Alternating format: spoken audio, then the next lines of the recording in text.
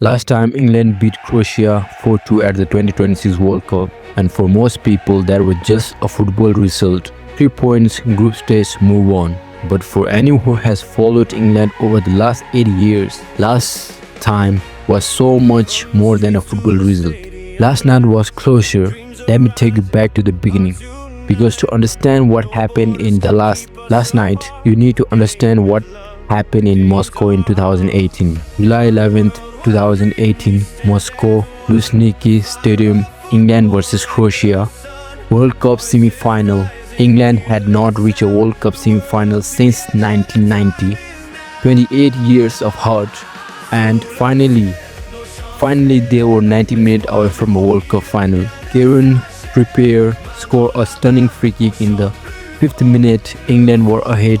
The whole country was dreaming.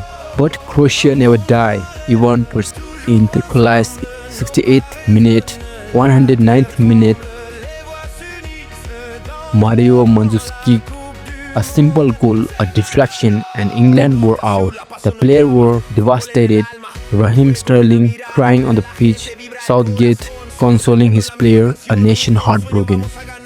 And Luka Modric, already 32 years old at the time, celebrated like he had won the World Cup itself. Because for Croatia, it almost felt like it, a partial revenge. 3 years later, Euro 2020, group stage, England versus Croatia again. This time England won. Raheem Sterling with the only goal, 1-0, a small measure of revenge. But it was not enough because it was a group stage game, not a semi-final, not the same stake. Croatia went out of the tournament in the group stage. England reached the final and then lost to Italy on penalties. Still no trophy, still no closure. 2018 wound was still open. The meet again sort of 2022 World Cup in the Qatar. England and Croatia both qualify, but they are in different groups. They do not meet.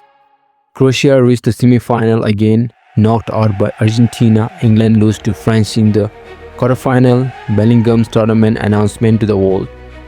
The rivalry continued but unfinished, still not definitive answer. Who is the better team? The night everything changed. June 17th, 2026, Dallas, AT&T Stadium, England versus Croatia World Cup group stage. Thomas Tuchel England, a completely different squad to 2018. Kane is still there, 8 years older, 8 years wiser, but now alongside him Bellingham, Saka, Rashford, Modric, a generation of players who were teenagers watching the 2018 semi-final on television. Croatia still have Modric, 40 years old, still playing, still leading, still dangerous. And from the very first minute, England were different, more aggressive, more clinical, more ruthless. Kane with the penalty, Livakovic saves it, but VAR, goalkeeper encroachment, Riddick, Kane step up again, this time top corner, 1-0. Croatia responds with Trina with a stunning long-range strike, 1-1. Then Peter Musa equalizes again, 2-2 at halftime. Nervous, tense, Croatia doing what Croatia always do, refusing to die. And then 46 seconds to the second half, Jude Bellingham, a Kane plays him through with a perfect pass. Bellingham does not even break stride, slowed it calmly into the bottom corner, turn around, scream at the sky. That goal broke Croatia.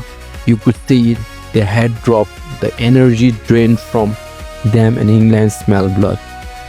Rashford came off the bench in 17 minutes. By the 85th, he had sealed it, a cool finish into the bottom right corner, 4-2, game over. At the final whistle, Kane fell to his knees on the pitch, not because of the goals, not because of the point, but because of everything those 80 years represent.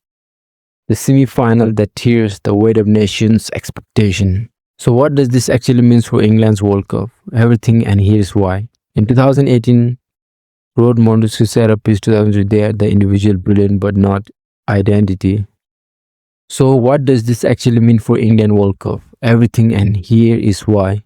In 2018, England rode momentum and set pieces. In 2022, they had individual brilliance but not identity.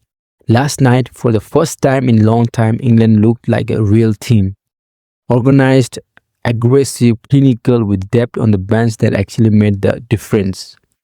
Kane finished with 2 goals and as an assist. Bellingham was the best player on the pitch. Rashford reminded everyone what he is capable of when he is confident. But the most important thing about last night was not the scoreline, it was mentality. England didn't panic when Croatia equalized twice. They didn't sit back and defense. They keep attacking. They keep believing. That's what Tuchel has built. Croatia are done. Modric at 40 is a shadow of what he was, and England know it. The 2018 ghost is buried in Dallas on a Tuesday night in June, 8 years later.